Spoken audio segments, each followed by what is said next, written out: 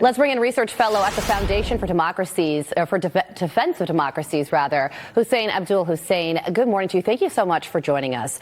So this rebel group that has taken over is a designated terrorist organization that had links to al-Qaeda.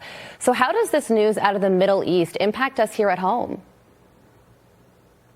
Good morning, Carly. Well, we saw the president, the chief of this organization, coming on an interview and promising that he has changed and regretting what he's done in the past, to an extent saying that he was too young and immature.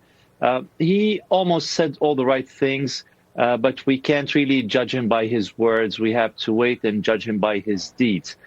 So far, I don't see any alarming signs for us here at home, but we never know what happens. We're still too early on, and things are still changing at a rapid pace at this point. So yesterday, the U.S. launched airstrikes against ISIS camps inside Syria, and the message being, don't even think about reconstituting and using this crisis and turmoil as an opportunity. When it comes to ISIS, where are we right now?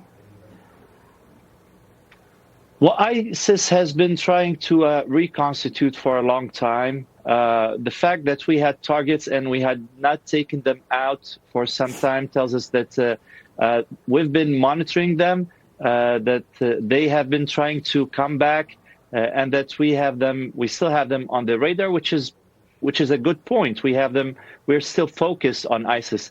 I don't see them really coming back as they did in the summer of 2014, but they are certainly a threat. And with a new Islamist group taking over in Damascus, I think they might think that this is the good opportunity for them to come back and to start doing whatever they were doing 10 years ago. So you just heard President Biden say that the reason this has happened is because Iran and Russia has been weakened. Should the Biden administration take credit for the toppling of Assad in that way? I wouldn't say that they should.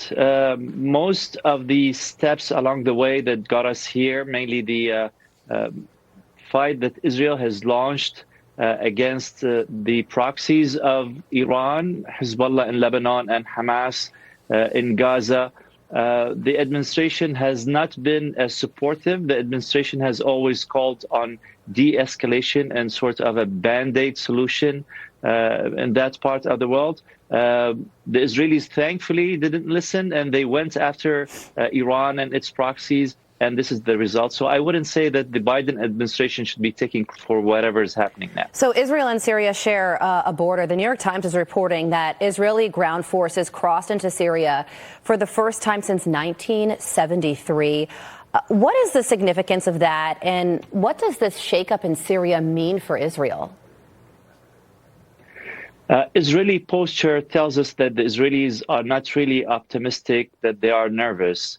The fact that they gave up on the deal that they had with the Syrian government suggests that they do not think that what we have now in Damascus is anything similar to the government that entered into the agreement of 1973, 1974.